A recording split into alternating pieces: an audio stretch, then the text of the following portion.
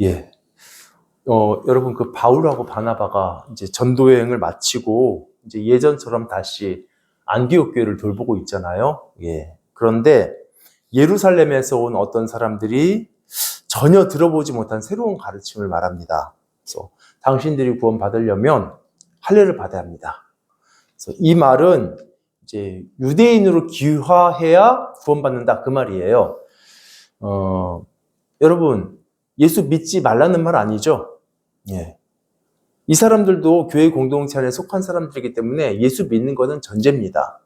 다만 믿음만으로는 부족하고 추가적으로 유대인이 돼야 된다. 그리고 유대인처럼 율법을 지켜야 된다. 이제 이렇게 말하는 거예요. 여러분, 그러니까 보세요.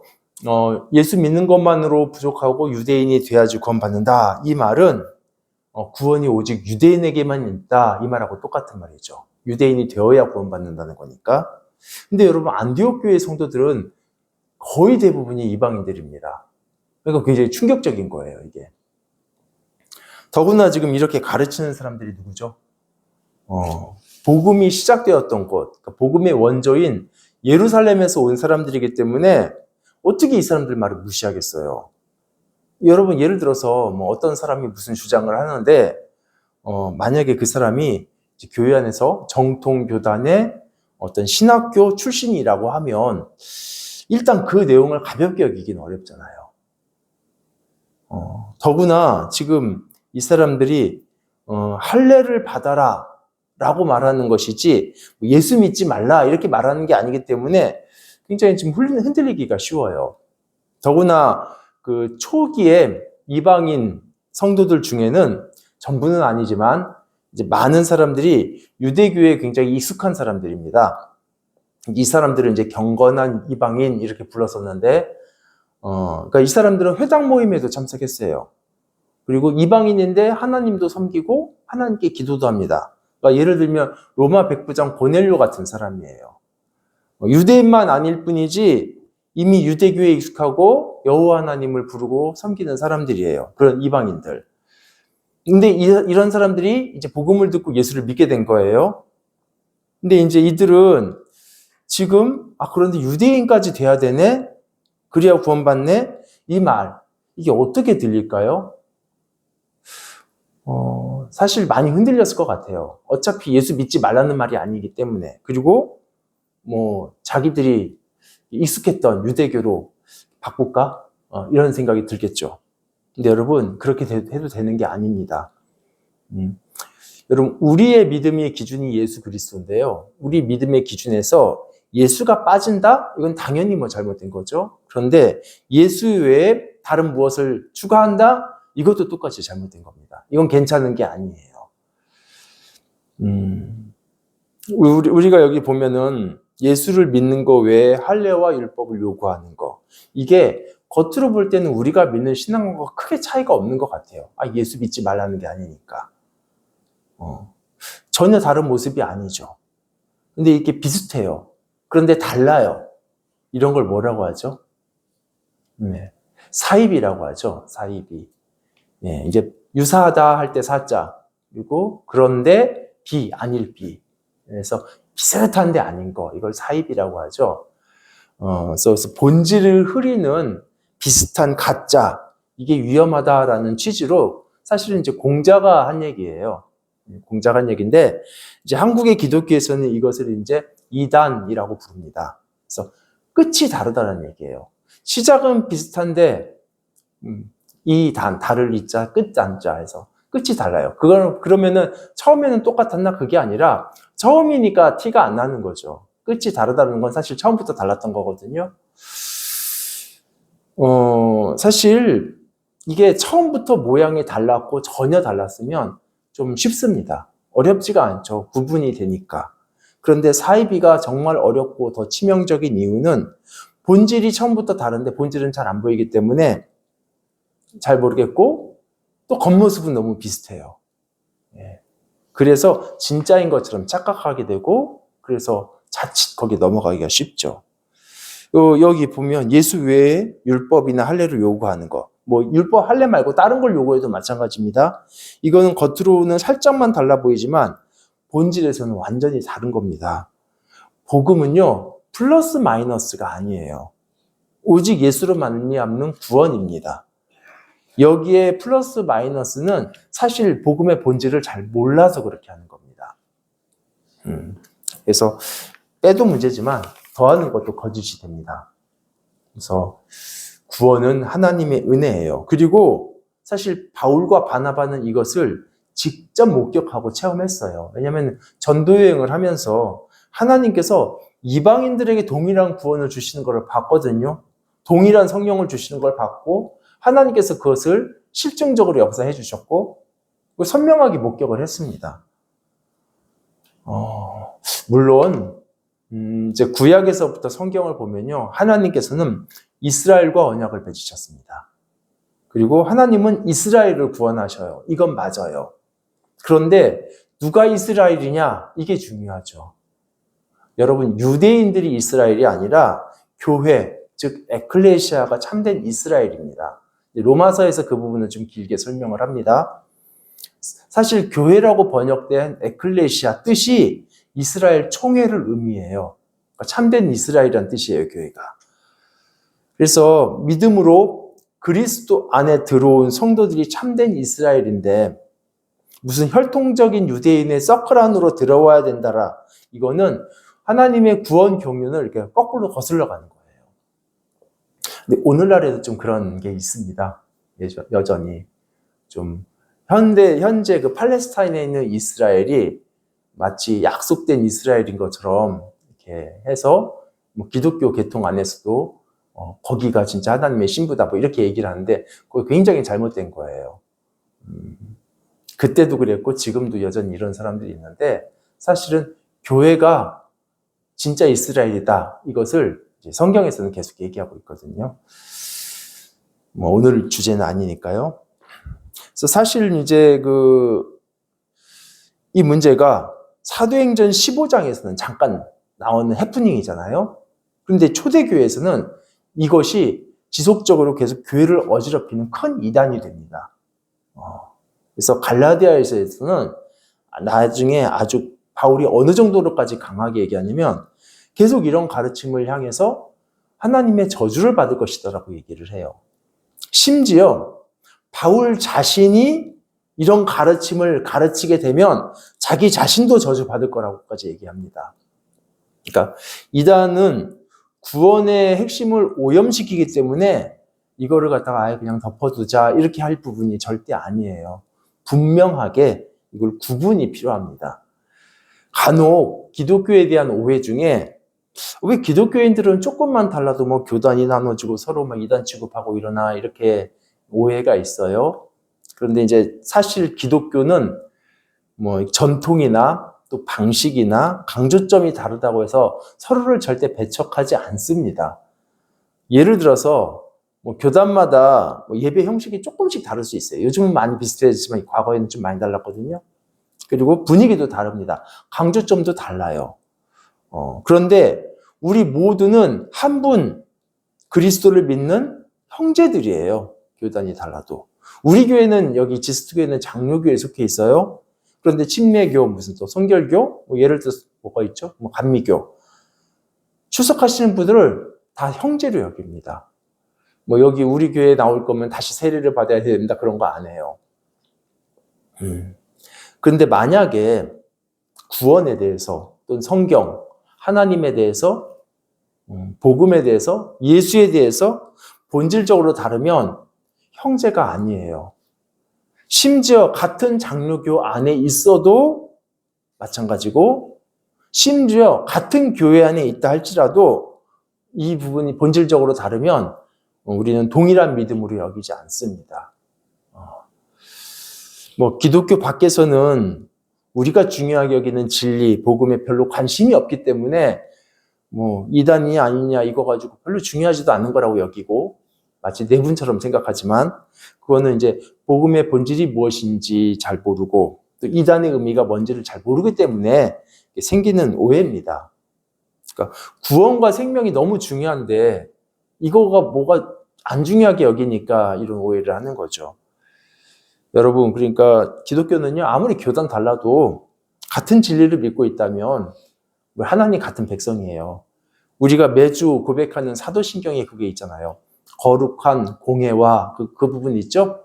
그것은 공회라는 말은 언제 어느 상황에서 쓰는 용어냐면 교회가 전체가 다 하나다라는 것을 얘기할 때 공회라고 부릅니다.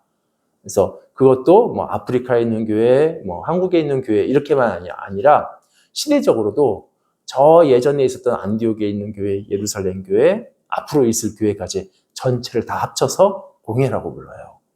그게 우리 신앙 고백 안에 들어가 있거든요. 교회의 하나됨이. 여러분 꼭 기억하세요. 교회는 하나가 맞아요. 인종이나 성별이나 뭐 신분 또는 교단, 교회의 분위기, 강조점 달라도 하나의 교회이고 형제들입니다. 그런데 아무리 익숙하고 같은 예배당에서 예배를 드리고 여러 면에서 비슷해도 복음의 본질이 다르다면 같은 믿음이 아니에요. 진리 안에서 하나됨 너무 중요합니다. 그런데 진리를 기준으로 분별 이것도 중요해요. 자, 안디옥 교회는 이제 이 중요한 문제를 두고 예루살렘에 있는 이제 사도들, 장로들에게 문의하죠. 어떤 면에서 안디옥 교회는 이렇게 하지 않을 수도 있었어요. 왜냐면은 예루살렘에서 온 사람들의 가르침이 좀 그럴듯해 보여도 이미 자신들이 받은 구원이 너무 선명했거든요. 그들이 예수를 믿을 때 받았던 성령, 그리고 계속되는 하나님의 임재, 역사, 이게 이미 자신들이 구원받았다는 걸 증명하고 있는데 사실 무시해도 되죠. 너무 선명하기 때문에. 그런데 여러분 교회 안에는 신앙의 스펙트럼이 굉장히 다양합니다. 그래서 아직 새신자도 있어요. 성숙한 사람도 있고 미성숙한 사람들도 있고. 그래서 이 사람들은 이단의 가르침에 굉장히 흔들리기가 쉽습니다. 아마 실제로 그런 사람들이 있었을 것 같아요. 그래서 공적인 확인이 필요했고 그리고 사도들과 장로들에게 이 교리적인 문제를 문의하기 위해서 이제 대표단을 보내요. 근데 결론을 그냥 미리 먼저 말씀드리면 사도들과 장로들은 예수 외에 율법이나 판례 필요 없다. 이것을 확인해 줍니다. 명확하게. 그러니까 보세요. 예루살렘에서 왔다고 하는 사람들이 마치 자신들이 정통인 것처럼 주장하면서 가르치긴 했는데 정작 사도들의 가르침하고 달랐어요. 네. 그냥 복음으로부터 온 가르침이 아니라 그냥 자기들 생각에 기반한 가르침이었습니다. 그러면 사도들은 이 답에 대해서 무엇을 근거로 이런 답을 줬을까요? 오직 예수로만 된다. 우리는 할례 필요 없다. 이것. 여러 사람들이 그 회의장에서 얘기를 했겠죠. 의견들을 서로 얘기했겠는데 성경은 딱 베드로와 야곱의 말을 기록합니다. 먼저 베드로는 뭐에 대해서 얘기하냐면 실제의 증거에 기반해서 얘기를 해요. 과거에 베드로가 하나님 명령 따라서 가서 이방인인 고넬료에게 복음을 전했을 때 고넬료 이방인이잖아요. 할례 안 받았죠. 그런데 성령께서 그들에게 임하셨습니다. 그리고 유대인인 자신들과 아무런 차이 없는 똑같은 구원의 확정을 그때 보여주셨어요. 그래서 하나님께서 이렇게 이방인에게 구원을 베푸시고 하나님께서 일하시는 건데 우리가 뭐라고 하겠느냐. 이건 당연히 받아들여야 되는 거 아니냐. 이렇게 실증적인 답을 했습니다. 그러니까 하나님의 역사하신 그 자체가 답이에요. 근데 이어서 야고보도 말을 하는데 이번에는 조금 다른 각도로 얘기해요. 근데 이것도 중요한데 야고보는 구약에 이미 있었던 선지자들의 예언 내용들, 하나님의 약속의 근거에서 이 부분을 설명해 줘요. 그러니까 성경 내용을 근거로 이렇게 말하는 거예요. 그래서 앞서 말한 베드로의 경험, 이제 야고보는 시몬이라고 얘기했는데요. 그 경험은 이미 앞에 있었던 선지자들의 예언하고 맥락이 똑같고 내용이 똑같아요. 같은 내용을 얘기하는 거였어요. 그러니까 여러분 이 균형이 굉장히 중요합니다. 우리의 삶에서 하나님의 그 증거와 실증도 중요하고 그리고 이미 하나님께서 성경에서 말씀하신 그 원리, 기준도 굉장히 중요합니다. 이 두 개는 서로 부딪히는 게 아니에요. 그런데 만약에 첫 번째 것만 중요하게 여기고 두 번째 거를 무시한다면 성경에 게시된 명백한 하나님의 뜻을 무시하면 우리는 그냥 단지 경험과 실증만 의지하게 되고 실용주의적이 되죠. 그렇죠? 보이는 것만 찾아가게 되고 하나님의 뜻을 무시하게 되고. 근데 반대로 반대의 경우가 되면 어떻게 되냐면 우리는 우리가 하는 성경 해석에 매몰돼서 빤히 보이는 하나님의 역사와 역동성을 무시하게 돼요. 근데 사실 이 두 개는 서로 부딪히는 게 아니에요. 왜냐면은 우리의 삶에서 증거를 주시는 분 하나님이시잖아요. 그리고 성경에서 말씀하셨던 분도 하나님이십니다. 둘 다 동일한 하나님께서 주신 건데 이게 두 개가 어떻게 부딪히겠어요? 그래서 만약에 이 두 개가 부딪힌다라면 우리는 바로 그것을 아주 신중하게 검토를 해야 되는 거예요. 혹시 이론과 실제가 다르다 이러면은 우리가 이론을 잘못 해석하고 있었던 건 아닌지 점검도 필요하고 또 우리가 경험한 이 실제라고 생각하는 게 정말 진리에 기반한 게 아니라 단지 실용성에 기반한 거 아닌지 이런 것도 돌아봐야 되는 거죠. 끝으로 한 가지만 나누고 마치겠습니다. 여러분 이 사건이 안디옥 교회에서는 굉장히 중요했어요. 왜냐하면 대부분이 이방인들이었습니다. 근데 예루살렘 교회에서는 그렇게 중요한 문제가 아니었습니다. 왜냐하면 예루살렘 교회는 이런 종류의 고민이 처음부터 필요 없는 교회예요. 이방인은 없고 전부 다 유대인들입니다. 거의 대다수가. 그러니까 이 사람들은 예루살렘에 있는 성도들은 원래부터 유대인이었고 예수 믿고 나서도 유대인이고 그리고 예수 믿고 나서도 전부터 지켜오던 율법을 계속 지키고 있고요. 예. 그러니까 할례를 받아야 되느냐, 율법을 지켜야 되느냐 이런 이슈는 예루살렘 교회에서는 생길 수 있는 게 아니었어요. 그러니까 안디옥처럼 고민이 필요 없죠. 그러면 예루살렘 교회는 참 편하겠구나, 좋은 거겠구나, 아무런 문제가 없으니까. 근데 그렇진 않고요. 오히려 덜 좋은 것이 될 수도 있습니다. 이것이. 그냥 예로 설명드리면 예를 들어서 굉장히 좋은 차가 있다고 쳐보세요. 너무 귀한 향기가 나는 차가 있는데 그래서 이거는 너무 차가 귀한 거니까 가장 비싼, 가장 값진 찻잔에다 담아서 이렇게 늘 마셨어요. 그래서 오랜 세월을 그 차는 무조건 그 정말 귀하고 비싼 그 찻잔에다만 담아서 마셨습니다. 그러니까 이 차하고 이 찻잔은 세트예요. 같이 다녔어요. 근데 나중에 어떤 가난한 사람이 그 차를 너무 마시고 싶어요. 근데 그 귀한 찻잔을 살 돈이 없는 거예요. 그래서 그냥 그 차를 그냥 평소 먹던 나무 그릇에다가 담아서 마셨습니다. 그런데 너무 향기가 좋은 거예요. 향기가 똑같아요. 그러니까 지금 여러분 그 부자는요, 너무 귀한 그 찻잔에다가 따라서 마셨기 때문에 그 차하고 찻잔 세트로 하나가 돼서 그 향기의 출처가 사실은 희미해져요. 찻잔인가? 차겠지만 그래도 찻잔이 이렇게 있어야 되겠지라는 이런 희미한 구분이 생기는데 가난한 사람은 이걸 선명하게 합니다. 이건 오직 그 차예요. 아주 선명하게 알죠.